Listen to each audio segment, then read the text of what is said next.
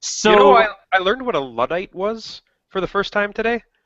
did you learn what a Luddite was? Tell me what that is, Jonathan. It's a basket weaver. It was a basket weaving. I can't remember if it was English or American, but they ended up getting replaced by the electric loom. Did you know this? So This now you know. is So like when somebody says you're such a Luddite, as like somebody who is uncouth, right? That is what they were referring to. They were calling you a basket weaver, who was yeah. eventually replaced by an electric loom. Isn't that tragic? This is the. I mean, you're not an interesting person. All right, let's just Wait a minute. Are agree. you calling me a Luddite? Because I know what that is now. And yes, that's what I was doing. The irony turns in on itself on episode 99 of Unqualified Gamers, where I, the host, Cody Goff, as you mentioned before we went on air, I am apparently the host. When did that happen again? I don't recall ever saying that. Well, okay, we'll see what I can do with that. Talk about, well, listen, I have no business talking about video games, and yet here we are, and then there's you. And then, is that a third face I see in this Google Hangout, as it were? We have a special guest, Jon. Did you know that? I did, because we've been talking to him for a while before this episode started. Okay, well, I wasn't listening to you, so I was not aware. But let's welcome Ryan. Hello, Ryan. Welcome to Unqualified Gamers, aka welcome to your nightmare. Hello, and thank you for letting me hang out. No, absolutely, Ryan. So we gave Ryan a shout out on the last episode, and actually, before I continue, Jon and I have failed to give a shout out to Christopher Long, who is a longtime listener of ours. Pardon the pun. One of the longest time listeners. Yeah, He and was he around from very early on. Yes, and he has contributed to UnqualifiedGamers.com in the form of writing articles. And he asked us, last episode was our listener appreciation episode, and he asked us a question that was kind of a jokey question, and we kind of blew by it. But in doing so, we failed to I guess, show our gratitude to his listening of our podcast. So instead of a quick mention, now you're getting like a full minute dedication of me apologizing for not mentioning you, because we do appreciate you and all that you've done for us, because it's like cool when people are like, yeah, we'll support you. So that's super awesome. So thank you, Christopher, and I'm sorry you couldn't listen live. He said right now he is a wreck, but maybe by the time we post the remastered episode, he'll be a functional member of society. I don't know what that means, but I hope you're doing well, Chris, and all will be great. But continuing in that vein, we mentioned Ryan in the last episode because you have listened to every episode of Unqualified Gamers. Is that actually a thing? That is a thing. Everyone, as soon as I get posted, I get notified on my phone and download it and listen. I'm really sorry. I'm really sorry that you somehow have subjected yourself to that. I don't have loved ones that are willing to listen to every episode of this show. That is true. So I'm honestly floored by that. Yeah, it's really awesome. And you actually, if you didn't hear the last episode, listener, Ryan actually went and in some of our earlier episodes, we were not iTunes appropriate. We were explicit. So there were some swears, and he was kind enough to send a detailed recap of the swears so that I can go back and edit them once I get all the episodes migrated to UnqualifiedGamers.com, which they now are, by the way. So you can listen to every episode at UnqualifiedGamers.com. And we released an app, so for Android users, there is an app now. Currently, you can only stream our podcast from it, but it is a very streamlined app. Just search for Unqualified Gamers on the Google Play Store or the Amazon Store, and download the Unqualified Gamers app. You can stream any of our episodes, it's easy, or check out our YouTube channel, and there's also a feedback form built in, so you can easily email us and harass us or complain about Jon's face, or his stupid bear hat that he's wearing. Where did you get that bear hat? It's a Cubs hat. It's a Cubs beanie. What is wrong with you? It's not a Cubs hat. The Cubs are blue with a red C. You're wearing a bear on your head. It's a blue bear with red tassel things. It is absolutely a Cubs hat. What is wrong with you? I can't even You're tell. a Cubs fan. I'm not. You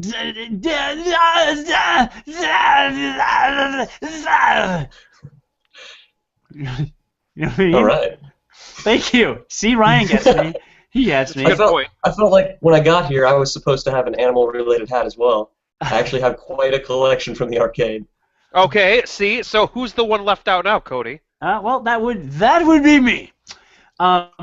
Whatever. Anyway, let's start actually podcasting now. But I do want to say a big thanks to Ryan. And in Ryan's email, his last email, he's like, "Oh, I can talk about games too if you want to do that sometime." And I'm like, "Well, all right." So here we are, and I think we're gonna start having some more guests too in the future after episode 100.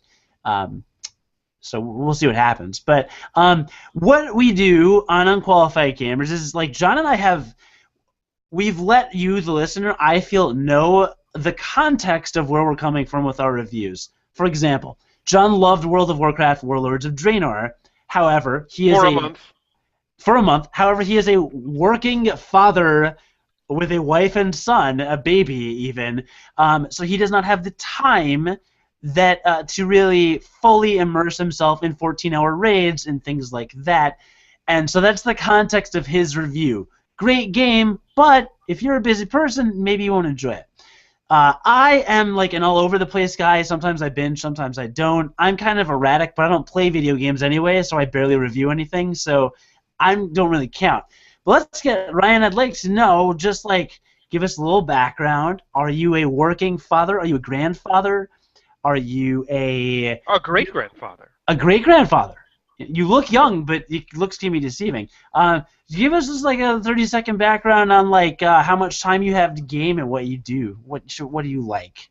Actually, I have plenty of time to game, but I only use it in spurts. I like playing short, quick games like Binding of Isaac, Rogue Legacy, or quick games like the game I'd like to discuss eventually, the Star Realms game. It's a quick, bursty type of game too. Work full-time, but other than that, I play full-time as well. Gotcha, okay. Single right now for the lady listeners? No, actually. The girlfriend's out of the house at the moment. She doesn't want to make any unwanted noise, but we're very happily here. Aw, that is adorable. All right, well, sorry, listener. All three of us on this podcast are taken. What can you do? Okay, cool. But you're not like, I don't know, unemployed, smoking weed in your parents' basement every night, just playing 30 hours of games a day? No, I passed that 5 years ago, minus the weed. I mean, it sounds awesome, let's be honest. That sounds fantastic. I kind of want to be that guy. Unfortunately, I have to be able to, I don't know, feed myself. So that's a thing. There's that. All right, cool. So now the listener knows a little bit about you, and we'll also talk about our weekends just briefly because it was the Super Bowl weekend. Did you watch the Super Bowl, Ryan? I didn't know it was on until Sunday when somebody brought it up. So no, I didn't watch it. Yes. Huge football fans here on Unqualified Gamers.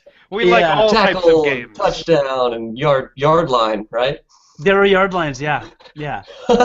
I was supposed to. So my radio show on terrestrial radio is usually I'm at the station 4 to 9 p.m. Sundays, but because Chicago got hit by a major blizzard, our host didn't want to drive in from the burbs, and he was like, "I'm not coming in." So the show before us just stayed an extra few hours and did our spot. So I ended up with a free Sunday because I've worked a radio show during the Super Bowl the last 3 years, but this year that changed, and I had the opportunity to watch it. And instead, I watched 3 episodes of Doctor Who with my girlfriend, which was much more rewarding. So that happened. And I also did something else that I'll get to in a second. But Jon, so I'm guessing you watched with your stupid teams and your stupid hats. I did, actually. So the first day, Saturday, we helped my in-laws move into their new house. So congratulations to them. That's awesome. Like, they bought a real life adult grown up home. It's beautiful. So that was fun.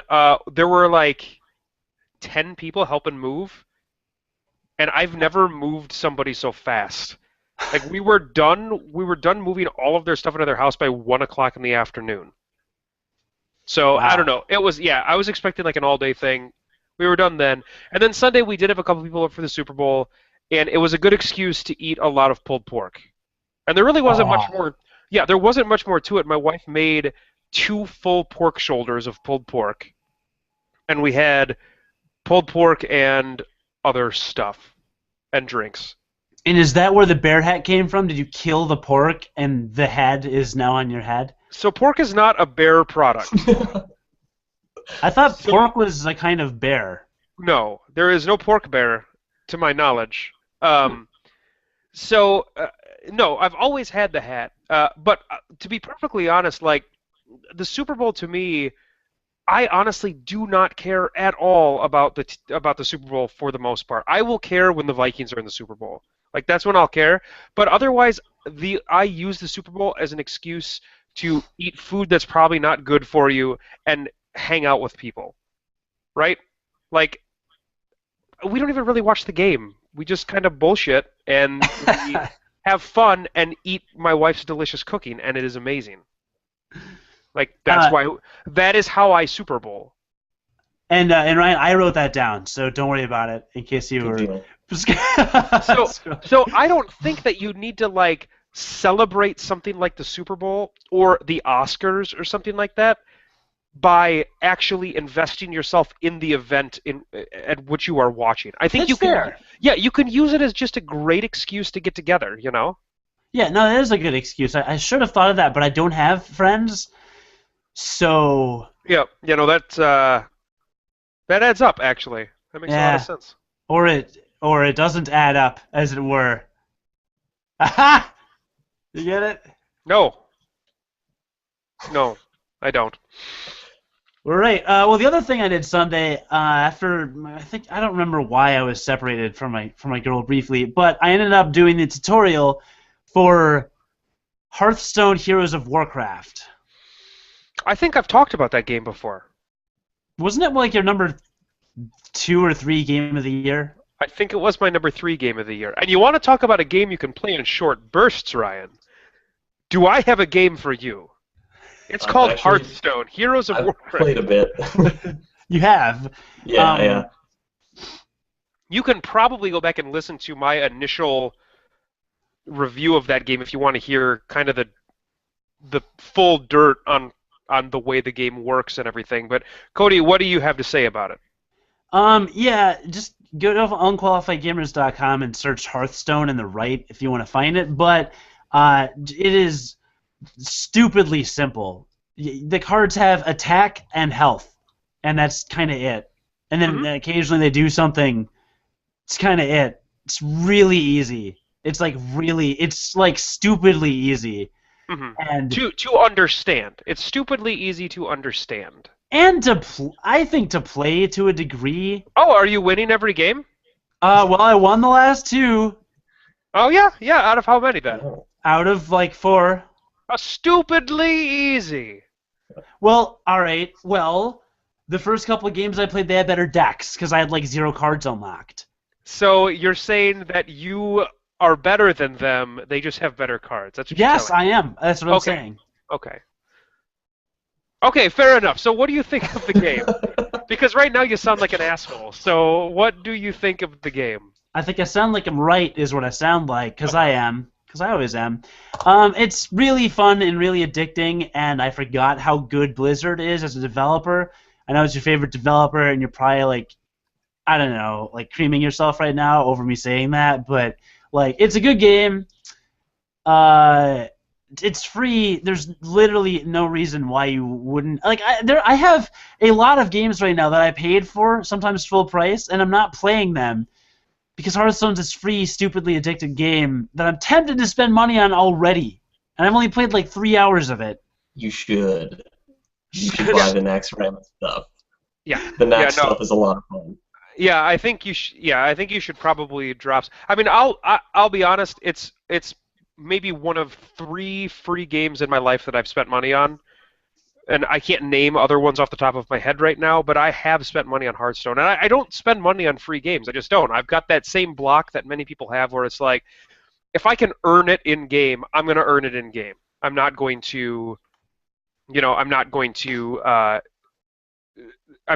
advance that stuff quickly by paying my own money, because I can get it for free. But Hearthstone, I actually did. I bought the Naxxramas expansion. It's like a one-player thing that they did, and you unlock a bunch of cards that way. But I did. I spent money because I was like, I'm having so much fun with this game, and I haven't spent a damn dime on it. they deserve probably a little of my money for this because they've given me such a good time, and I still get something out of spending money on it as well. And Ryan, you said you got it too, the Nexaramus expansion? Yeah, and it gives you a bunch of legendary cards, very useful cards, and it's only, I think, like $20. I feel that Hearthstone is definitely a $20 game. So if you're enjoying it now, you might want to look into that. All right. So yeah, because I think it's 25 when I checked, but it may just be $5 more expensive in Chicago because they like to bend us over with money over in this city. So now, how far into it are you? So you've done the tutorial.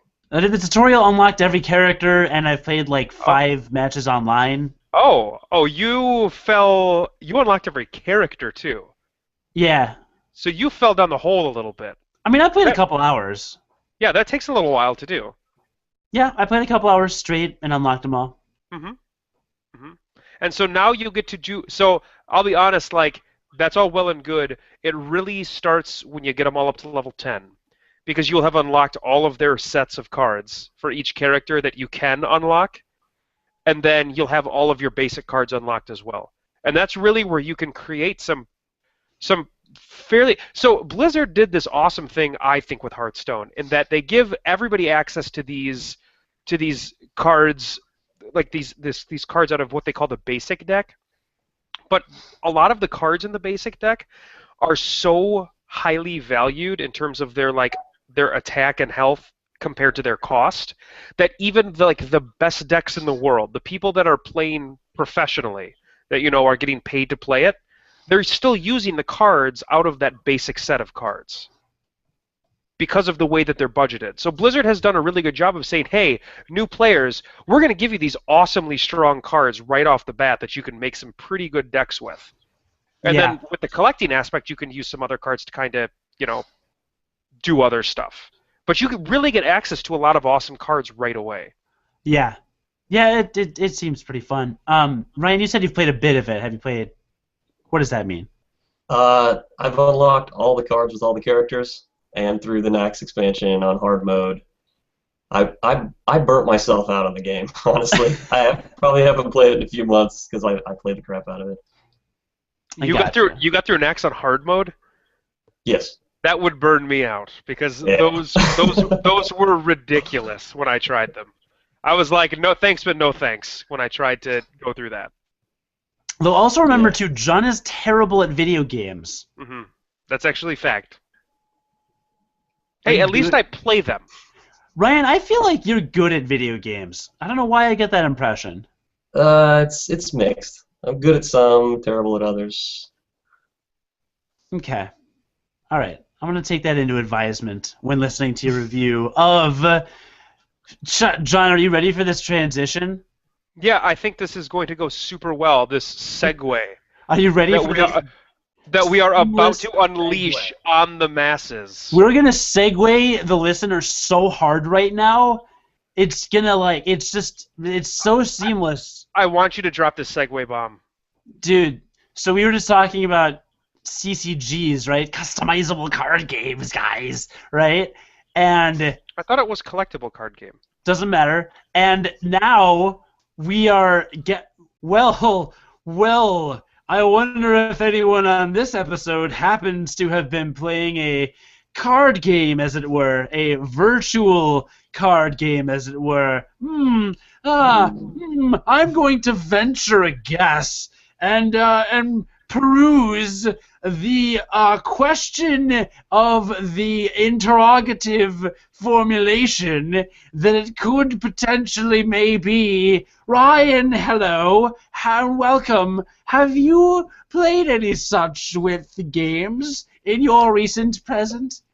I may have played a decoupage. Yes, I have actually. I think you just made Jon's day. Jon can't breathe, guys. I see his thumbnail. He can't breathe. But yeah, I've played a game the recent past, probably for about the last month. It's called Star Realms, and it's It's a deck building game, very similar to Ascension or Dominion or Legendary if you've played that game. And it's a two-player generally. You can play multiplayer. Deck builder where you start with a basic deck. Both people have the same type of deck. You have 8 ships that can purchase for like currency, and 2 ships that can attack. They're your scouts and vipers. And you basically choose who goes first. First player gets 3 cards. The second player gets 5, similar to in Hearthstone, where the second player gets a little bit of an advantage just because they didn't get to go first. And you buy from a central row of cards, which is the trade row. So anybody familiar with Ascension, it's like the central row in Ascension. It's essentially the same thing.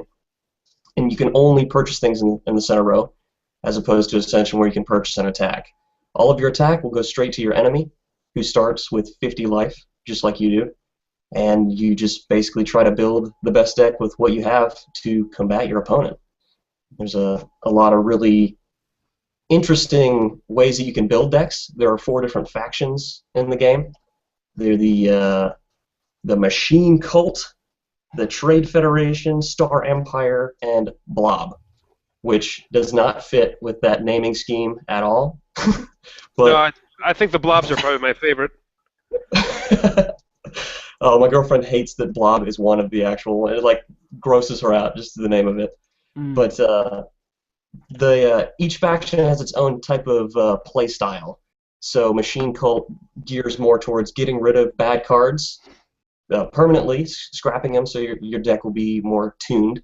The yellow guys, the Trade Federation, they focus towards making your opponent discard cards and making you draw cards.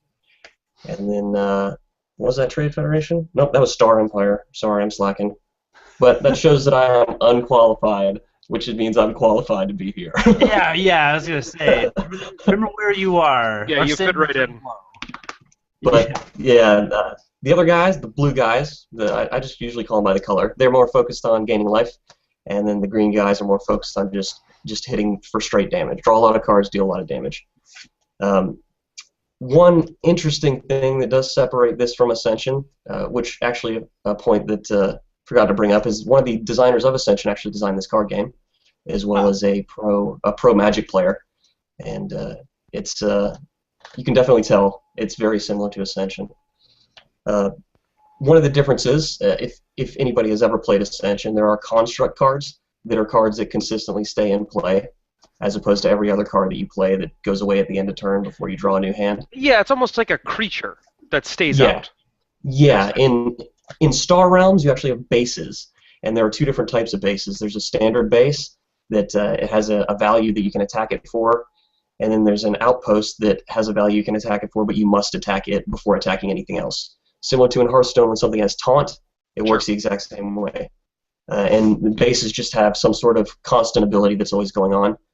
And sometimes have a secondary ability that if you played another card that coincides with it, you get the bonus.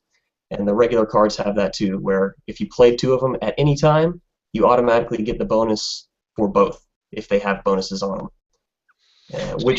So you're trying to kill your opponent in this game. Is it like if we're gonna compare to some other deck builder games, Ascension, you basically get to play everything in your hand, right? If I'm not mistaken. Yes, basically, every turn you play every card. Yeah, every turn you play every card that you can in your hand. In Dominion, you get 1 action, you get 1 buy, and that's pretty much it, and then you get to break the game in all sorts of different ways. Is this similar to either of those? Is this like Ascension in that every card you get in your hand you play? Yes, it's just like Ascension. So you play every card out, whichever cards you haven't played, they go to your discard at the end of the turn, and then you draw a new hand of 5 cards. Okay. Okay, right on. And so, like, there could be something that's like deal 2 damage, and if you draw 5 of those, because that's probably a really crappy hand, but if you were to draw 5 of those in one hand, it would just be 10 damage on that turn to the opponent next turn. Yep, that's pretty much it. Okay, so it seems pretty simple, and I'm sure that all of the cards break everything, and that's really where like the real beauty of the game comes in then, just like most deck builders. Yeah, the secondary abilities are really what makes the game interesting. So you're able to tailor your deck more towards one certain style, or you can cut your opponent off of that style, and you can, by the end of the game, it's just bonkers. It's a very snowball-y type of game. So by the end, your deck is just completely busted, and you want to snowball with people. So, like, are there cards that give other people, like, bad cards? These snowballing games are just, they're the worst kind of game. So I'm really impressed by you, like, legitimately. I want you to know that. I'm legitimately impressed by you, because that's twice now. So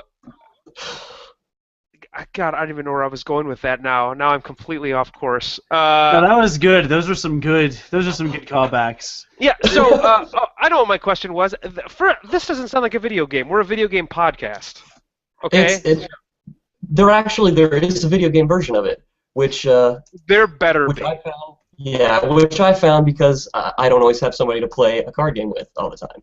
So they made an app version. It's not bad. It looks okay. It definitely seems like it's not a high budget thing, but it has all the basic mechanics. The only difference between playing IRL in real life or playing at the computer, I don't have no, it's not AFK. I guess ATK. But that's like a tab. That doesn't work. Yeah, at the keys.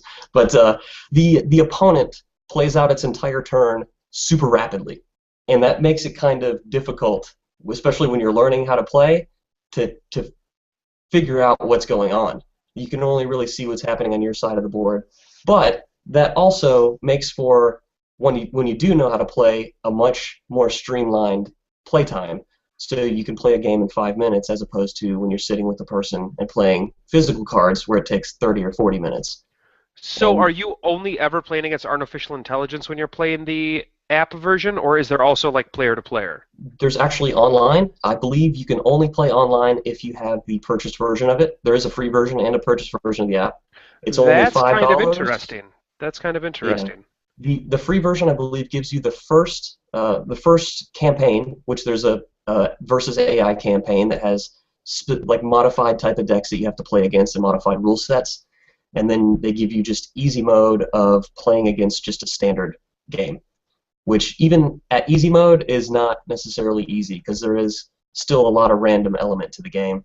Sure. But I played a lot of the easy mode, played through the full first campaign, and absolutely it's worth the $5 if you get interested in it. It's also unlocked on all platforms after you pay the $5. So if you want to put it on your phone or multiple computers, it is available. And that's when you can play online as well, which it doesn't seem like there's many people in the online lobby ever. But as the test the other day, I posted up on accident, I couldn't figure out the interface too well, but I started 2 games, and instantly people jumped on, and I played against some other people. You know, I kind of like this. I kind of like this model where they actually just give you the game for free and say, okay, here's kind of like a slightly, like, you're actually going to get to play full games. You get all of the cards and everything. You just can't play with other people. That's like, and if you want to play with other people, which is, you know, if you are a board gamer, which you kind of give me that impression that you do play some board games. Like quite a bit of board games. Exactly. So the whole thing about board games is the social aspect. I think that's the reason why, to me, they are better than video games. But, like, the social aspect of the board game is really where it's at. So it's like they know what you're coming to this particular card game for.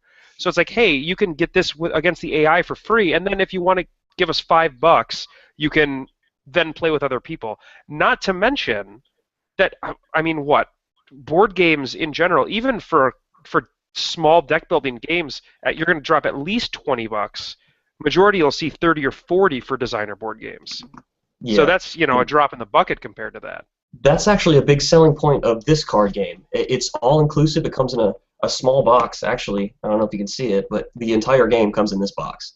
And it's $15. It was at my local card store. And that was one of the reasons that I wanted to check it out, just because it was cheap. I've heard some good buzz about it, and I just wanted to check it out. They have since made some expansions. They're like little booster pack 12-card editions. They've made 4 of them. I've only added 2 to my game so far, and the 2 that I've added don't add any new mechanics, but supposedly the other two do. They add hero cards and event cards that are supposed to change the game substantially. So, and those, I believe the little booster pack expansions are $5 a piece, which doesn't seem right. If they sell the full game for $15 that has 100 cards, and then they sell you 12 cards for $5, it just seems a little unbalanced. I mean, yeah, but like honestly, the production cost of having to package all of those cards probably, like if they probably wouldn't make any money on it at all if they sold it for $2 or $3. Yeah, which is, I mean, it's only like $1 more than a booster pack of Magic cards, and it's going to get more play than the booster pack of Magic cards would, honestly, because you get a lot sure, of crap. Because anytime you play the game, you'll put it in there, right? So yeah, absolutely. So one more time before we wrap up that, what was the name of it and who publishes it? It's called Star Realms, and let's see, White Wizard Games is the publisher, and you can find it either on Amazon or local card stores seem to be carrying it, some bookstores as well. So keep in mind, listener, that then it's Star Realms, and so you can find that physical copy like he's talking about at like Amazon, or you can go on the App Store. Do you know if they've got? I'm assuming if they've got an Android app, they probably have an iOS app, right? So or you can go on an App Store for any of the devices and find it as well. Yeah, Google Play, or go to the Star Realms website is where you can get the. I know you can get the Windows version there. That's the one that I got. Yeah, and to piggyback on that for just a second, Dominion actually has a pretty good iOS app I know as well, because I actually own that, and you can buy all the expansions for that as well. Yeah. Oh, I hate you so much right now. Did I say Dominion or Ascension? You said Dominion. I meant Ascension. I don't think Dominion has an app. Okay, I wouldn't think so. Yeah, I meant Ascension. So Ascension has a pretty good iOS app that works pretty well and has multiplayer as well. So there are some other deck builder games out there that you can get iOS. And for reference, listener, I am not as big of a board gamer as Jon or Ryan, from what it sounds like. You don't do anything. I don't do anything really, but I do love Dominion. Dominion was for a long time my favorite deck building game, unless you count the Star Wars and Star Trek customizable card games by Decipher back in the day. Do you mean collectible card games? Nope, they were customizable card games. I still have the wrappers to some of the cards to prove that to you. I feel like that just is not what that means. You're wrong. It was the Star Wars and Star Trek customizable card games, and they were awesome. But anyway, I love Dominion. Oh, wait. No, those did have deck builder versions. Yes, I know those did have deck builder games. You're not talking about the collectible card game, which you also played. What?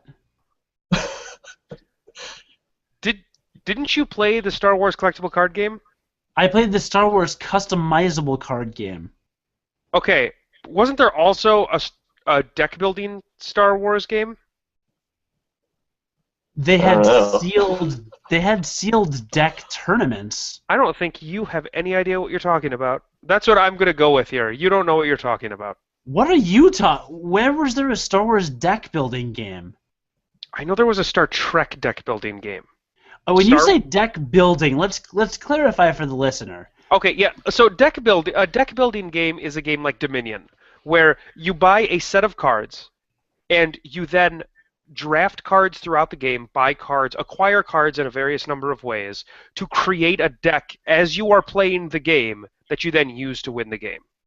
Dominion fits this mold. You acquire cards as you're playing the game, you create a deck to win the game. Right.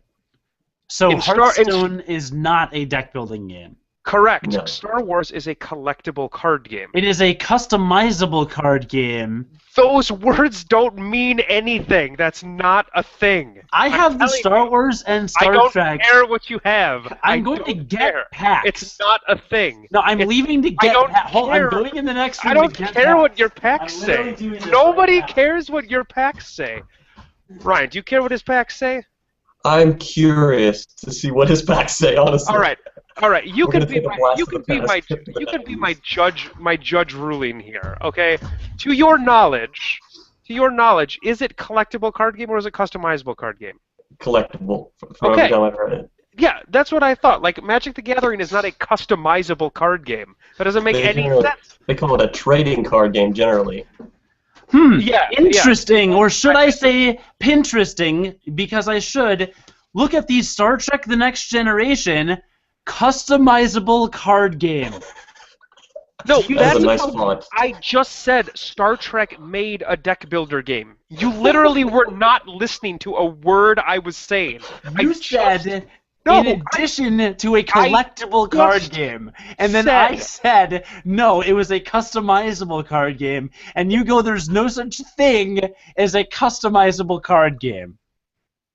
I won that conversation. I swear to God, you do not listen to a word that I'm saying on this damn podcast. Also, And I'm not even kidding. Like the you literally don't listen to me when I'm talking. The Star Wars customizable card game. For our viewers on YouTube, it is very largely written on these boxes. This reminds me of when I was a little kid and thought BMW meant big mean woman for like the longest time. So to you, CCG is customizable card game. All right, so CCG is my big mean woman is basically what this boils down to. Okay. All right, no, I'm fine with that. All right, I don't know if there was a Star Trek deck building game as you have mentioned. There may have been. There was a Star Trek deck building game. That's what I was trying to say. Okay. But there was also a collectible card game. Oh my God, I played the Star Trek deck building game in Mexico. Of course, we all did. No, I'm dead serious. I played it with Blake and Max and Blake's wife. Oh my God. I told you it exists. Oh my God, wow. And I reinforced the patriarchy by referring to Blake's wife as her relation to Blake as a human. So there you go. Send angry emails to unqualifiedpodcast@gmail.com. I'm sorry, Ryan, what's your email? Send angry emails. My email is customizablecardgameplayer@gmail.com. At gmail.com. There you go. Yeah, there you go. That poor guy or girl that actually has that email address. So that all happened. Yeah. Well, it sounds like a good game. You did a better job explaining that game than Jon ever has done of really anything on this podcast. He didn't even know what a customizable card game was. All I can say is that at least I play games. That's my only defense. I play Hearthstone now, which is a game that you made me play. I do love that game. So instead of playing new games, I'm just gonna play game. Wait, what did you?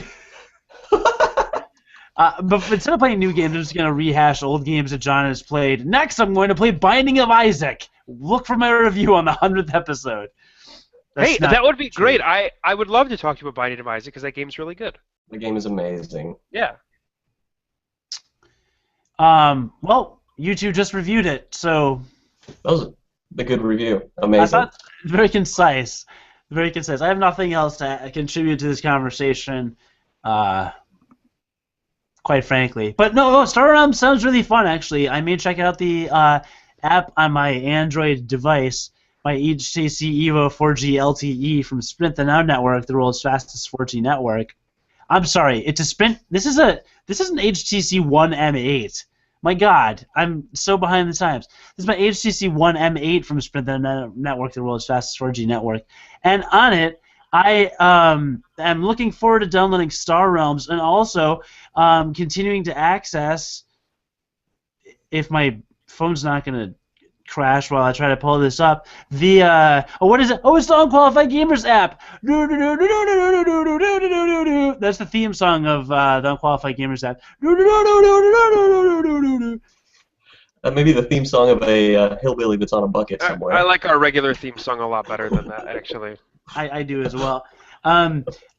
For those of you just joining us, first of all, why did you join a podcast 45 minutes into it? But also, too, because, listen, you can get our podcast on the Unqualified Gamers app, or you can subscribe on iTunes, or wait, hold on, Ryan, how do you listen? I'm very interested in this, actually. I actually go to the Unqualified site and I sign up for the mailing list. So every time you have a new posting, it shows up through my Gmail, which comes to my phone. Very awesome. Cool. All right. Yeah, I almost forgot we had one of those. Yikes.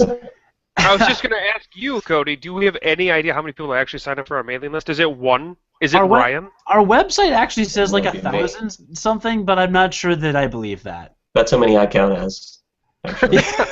You signed up 1,000 times. Now that makes a lot of sense. All right. You really are our number one listener. That's pretty phenomenal, actually. Number 1 through 1,000. And what a super fan. That is super. Which is an item in Binding of Isaac, also. Little fun fact. The super fan?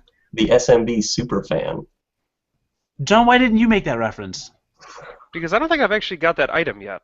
I play every video game and Cody doesn't play any. You don't play any video games. But I am glad you're playing Hearthstone. We'll need to play together now once you actually make a deck. I played Words with Friends this morning. The new Words with Friends with the Tinder feature. I didn't match anybody. You really sound like you're just desperately grasping at things. It's kind of pathetic. All right, whatever. Well, thank you for that review of Star Realms, Ryan. There anything else you've been playing? Yeah. Any other console? Anything? I recently beat Transistor, but I barely paid attention to it, honestly. Like, it's supposed to be like a great story-driven game. I just wanted to fight things, so I just fought through it. A glowing review for when you and I finally play it, Cody. Yeah. Well, hey, he liked the gameplay apparently, so that's good. It was awesome. Yeah. Well, okay, awesome is good. So that'll give us something then to look forward to. Sure. I paid for the soundtrack as well. I bought the soundtrack. So that should let you know something. At least has and the Bastion soundtrack is so good. So Transistor is very good as well. Awesome. That's good to hear. And Transistor is by the creators of Bastion, which we've reviewed on this podcast. So that's really interesting. Very cool. I like that a lot. Well, well then why don't we talk about what Jon's been playing? Do you want to stick around, Ryan? Sure. Cool. All right. Well, because your commentary, quite frankly, is going to be more entertaining than mine. I keep muting my microphone because I'm apparently sick all winter. I mean, I'm not like Nargoleth sick like some people on this podcast, but like. That was surprisingly close. Seriously, that was surprisingly close. What, Nargoleth? What is it? It's Nurgle, but Nargoleth is surprisingly close. Nargoleth is way better than Nurgle. No, Nurgle's pretty good. Nurgle? Yeah, Nurgle. I'm pretty sure it's Nargoleth. Doesn't Nurgle just kind of evoke this image of some small little green, like, pudgy dude, maybe bald, that you step on and goo comes out? Like, that's what I think of when I think of a Nurgle. When I hear Nargoleth, I think of a Viking. Yeah, Something see, and I mean... big and strong. Right, and this is certainly not big and strong. Would it be a Minnesota Viking? No, it wouldn't. Nurgle is more of the small little green thing that spits out poison and garbage that I'm talking about. Anyway, I have been playing a game that I didn't even know about until I knew it existed, but I never really delved into it at all. But it's another free-to-play game. Why the hell are we talking about free-to-play games so much? It's called Warframe. Have you heard of this? Have either of you heard of this? Heard of it, but don't know details on it. And Cody doesn't hear of anything. I'm going to assume you haven't heard of it, Cody? All right. Cody gave up all hope. Yeah, he gave up all hope. So, okay. So, Warframe is a third-person shooter, and I teased this on the last 2 episodes. But when I very, very, very first mentioned it, I said it's like they took Mass Effect 3 multiplayer and they turned it into a full game. And the Mass Effect 3 multiplayer was a road that I ended up going down in the weirdest of ways, in that I didn't expect to ever play it. I expected to pick up Mass Effect 3, play just the single player, and just put it down and not even touch the multiplayer. I ended up playing the multiplayer of Mass Effect 3 for possibly, 75 hours or something like that. Something outrageous. I played that game for an outrageous amount of time with the multiplayer. And all it was wave-based missions where it was just you and a squad of 3 other people, and you would just take on 10 waves of dudes, right? So Warframe is like that, only with a higher production value, because that is the only thing that it is, and a larger and more varied mission structure. So whereas Mass Effect, the multiplayer would take place in these big arenas and it'd be like the same 6 arenas. The multiplayer in Warframe takes place over these like huge sprawling maps, and the objectives are way more varied. So rather than just kill everything, sometimes you got to kill all the enemies. Sometimes you have to defend like a base. Sometimes you have to capture points on the map. Like I think they're kind of standard multiplayer shooter tropes. I don't play a lot of multiplayer shooters, but I think that they're kind of standard mission types, or assassinate certain bad individuals, or protect like an escort mission for another one. So there's all these different mission types, but the real kind of beauty of the game is that, like most single player games, it has this. First of all, it's fun to play, which is important because I wouldn't play it if it wasn't fun to play. Like the shooting and everything, and the movement in it feels really fun. You feel really fast and really powerful. But the fun thing about it for me is that it's got this very long, it's got a very long grind to it. So it's got this huge kind of grind tail. So the reason it's called Warframe is because you equip a Warframe at the start of the game, and that is your class. And so eventually you can unlock other Warframes by crafting them. So you'll have to like buy a blueprint, and you don't have to farm materials for them, and then you can craft a new one. And your Warframe can be changed at will when you have them unlocked. So it's basically like changing your class in a multiplayer shooter. And so you can change to kind of whatever class you have unlocked, and that's that. They all have 4 different abilities they can use. They all play way different. And then there's a primary, a secondary, and a melee weapon that you have as well. Those can be, blueprints can be bought. Those can then be unlocked by grinding out materials and unlocking them. And those are each leveled up individually, which is actually kind of reminiscent of Infinity Blade on iOS, which was a game by Chair.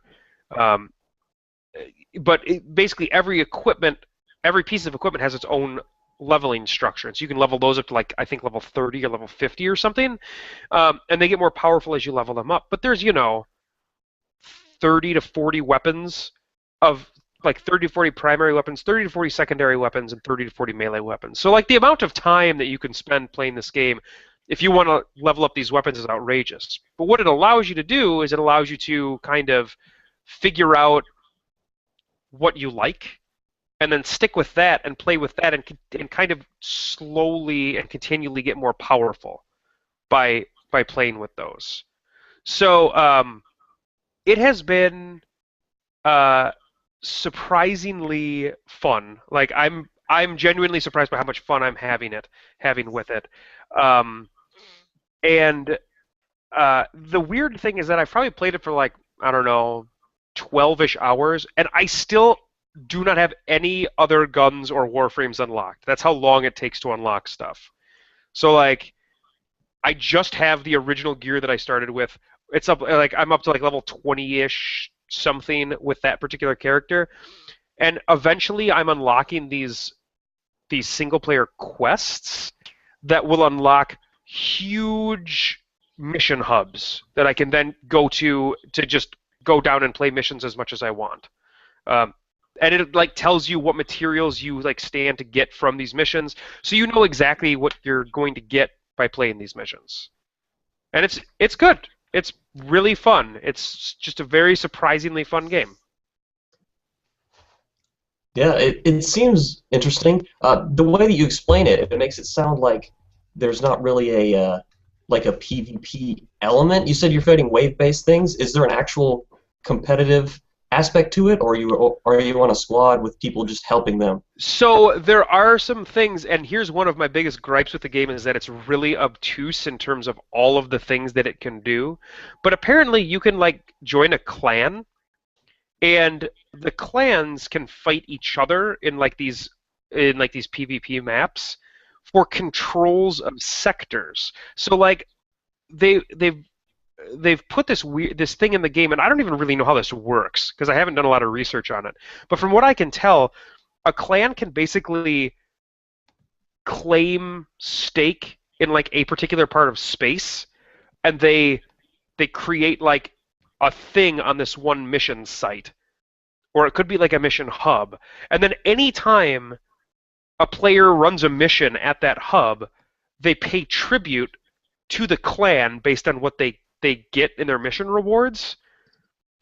And then the clans can fight each other. If a clan has claimed a spot, another clan can come in and fight them for that particular stake of land. Like, it's this whole back-end PvP thing that they don't even talk about when you first start playing the game, because I think it's more of like an advanced type thing. But it's there, and so they do have PvP somewhere there. It's just, I have no idea where it's at. No idea. And I don't know how to access it. It almost seems like the point to like holding on to those places, maybe that'll unlock new missions, or so you can get better gear or something like that. I really have no idea. I don't, like I said, the game is so, they do the really dumb sci-fi thing where they rename everything. Everything gets a new name. So if you are a completely new player, you have no ground for anything, so you can't compare anything to anything else that you know. And they don't do a good job of explaining like how to buy stuff.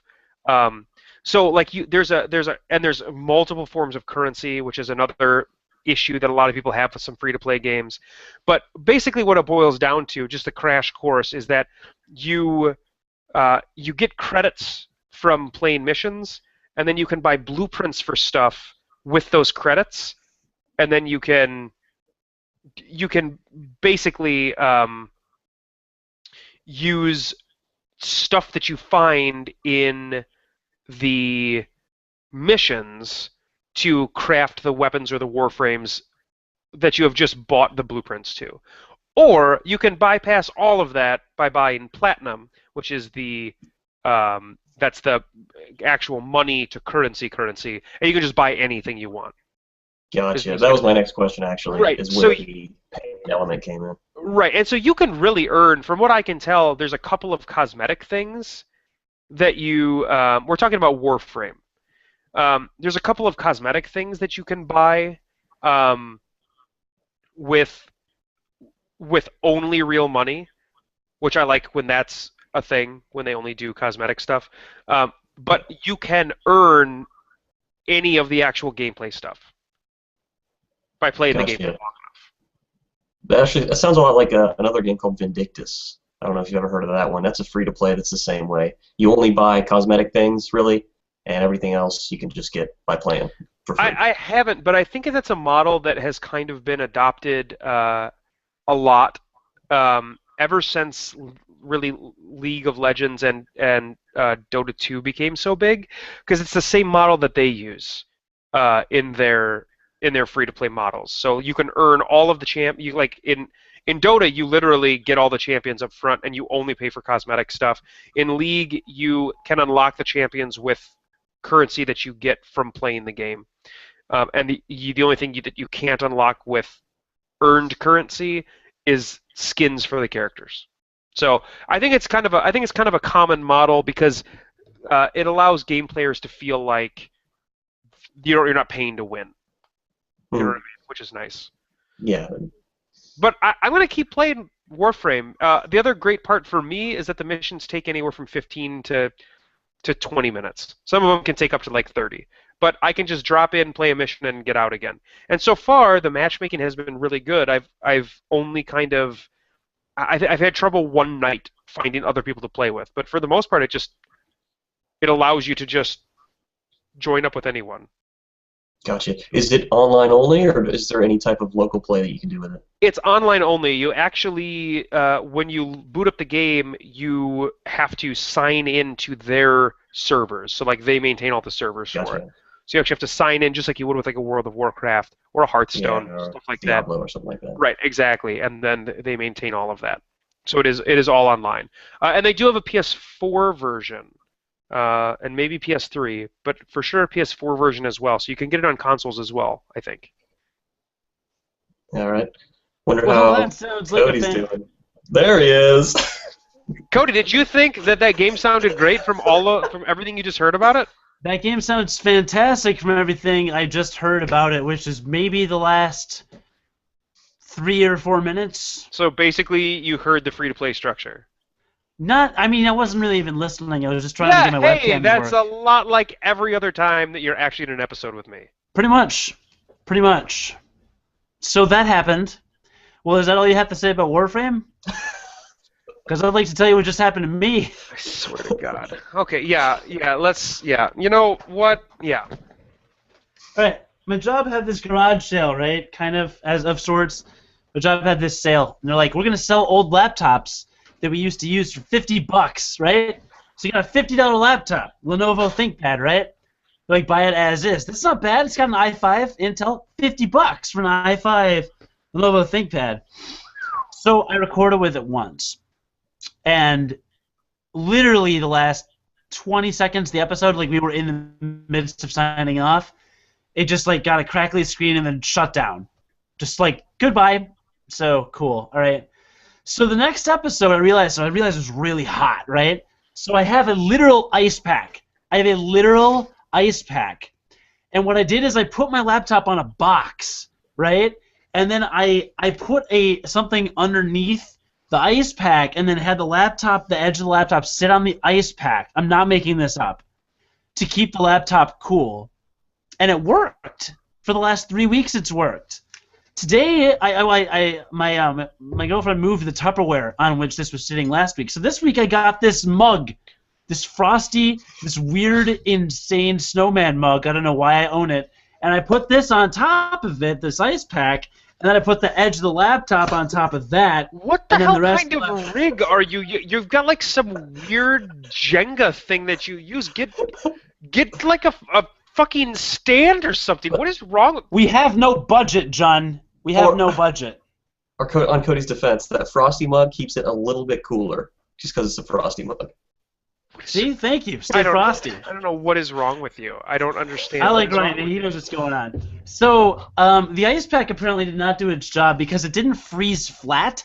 And what I think happened is it wasn't laying across the bottom of the laptop properly because of its. You see, it's got like a bulge. It's very oblique here, right? So anyway, so my laptop froze. Well, here's where it gets funny. So then I go in and grab my MacBook, which is what I used to record with. Say hello, MacBook. Hello, MacBook. All right, cool. So I do that now. So I go to log on. And you know how occasionally you log into a Google account and it'll say, like, we'd like to verify that your phone number on record is a valid recovery phone number. You know, that kind of stuff that you get once in a while? Yeah. Little screen. So Ryan knows what I'm talking about. Jon stopped listening months ago, but so I got that screen. But check this out, because my girlfriend has a PhD basically in speaking Spanish. She had all my Google set to Spanish, because the last time she logged into her Google account on my computer, she set it to Spanish language. So now I've suddenly got upside down question marks and accents over all these E's and stuff like that, and I don't know how to log in while I'm scrambling to rejoin the podcast to hear you talk about Warframe, which now I'm going to have to listen to later, but sounds like it was a good time. It actually sounds like an interesting game. I'm probably going to take a look at it. Sweet. Maybe I'll listen to this episode to hear Jon talk about it. You know, if you ever have computer issues in the future, that's actually what I do. That's my job. I'm a computer guy. So, ice pack may not have been the best idea. I mean, it's interesting that it worked. Maybe some compressed air would have helped a little bit. Yeah, I'm not going to record on that laptop anymore. I wouldn't recommend it. Is what I've decided. And Microsoft LifeCam, the Microsoft webcam, HD webcam I'm using on my Apple laptop, is like skewering my head so I look disproportionately skinny, which is fine with me. I mean, I like looking like that, but it's just, look at all these problems, and yet we finished the episode before your bedtime for you, Jon. Just for you. I literally don't know why I do this with you. Literally. Well, next episode's episode 100, so you better get it together. Yeah. You better get it together. Oh, snap. Any big surprises for the big 100? I'm not going to say anything, but I mean, there's a chance that President Barack Obama may be on our show. Yeah. Yeah, no, there's a chance. I mean, speculation, of course. I mean, I don't want to, I don't want to commit. There's a chance. Yeah, and he's unqualified to game, apparently. Yeah. Qualified to be president of the United States of America. Qualified to game? I don't know. I don't know about that. No, I don't know. I'd like to invite back possibly some older guests, or there's all these options that we have. It's wild, wild and crazy. But I'm sure I will announce it haphazardly over the weekend at some point. It's pretty much how we do things here. Yeah. It's pretty much how we do things here. There was a reason. There's a thing I wanted to say when I got back. Oh, YouTube comments. We have one more thing to do. YouTube comments from last week. Because Jon doesn't reply to YouTube comments, and I can't reply to YouTube comments due to some of the constraints of my job. So rather than reply to the comments on YouTube proper, we simply read the comments from last week. Only my computer's loading very slowly. So, Jon, fill the time with elevator music, please, if you will. All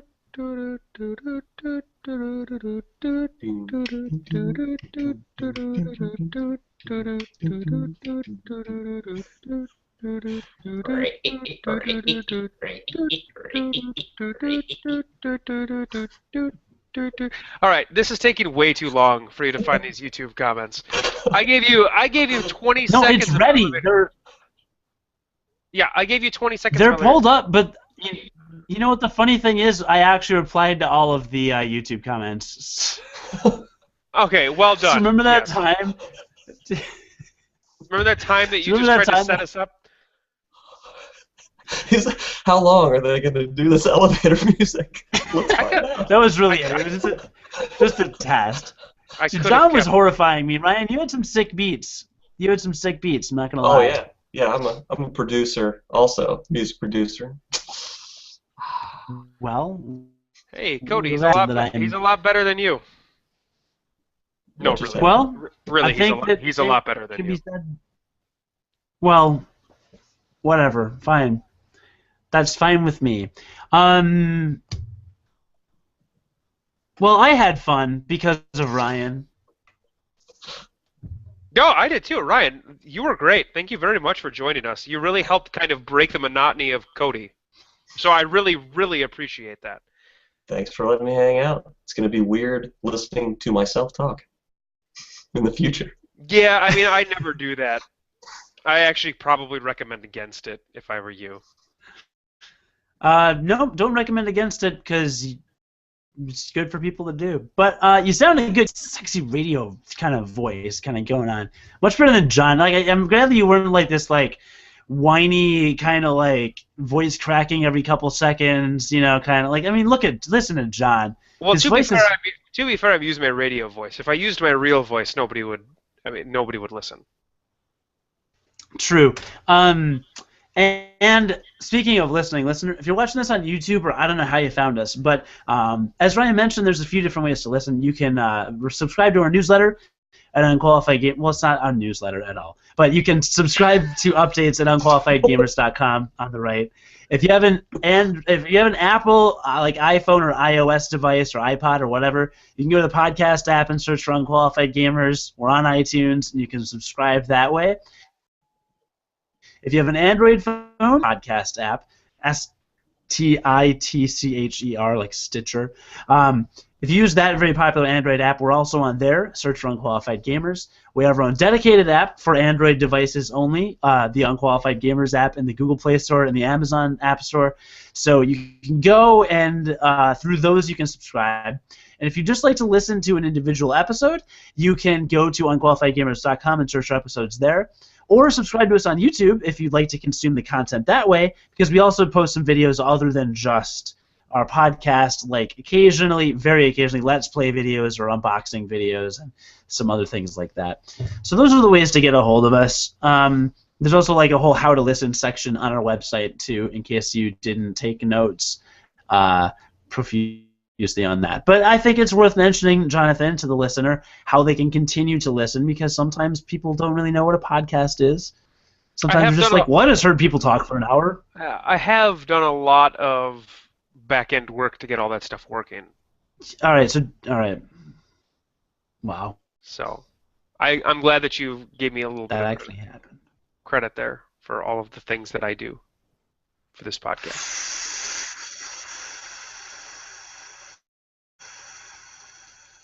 I spent 7 hours on our website Saturday. I I'm going to spent kill you. I spent about that long thinking about it. Did you? No, I was helping people move.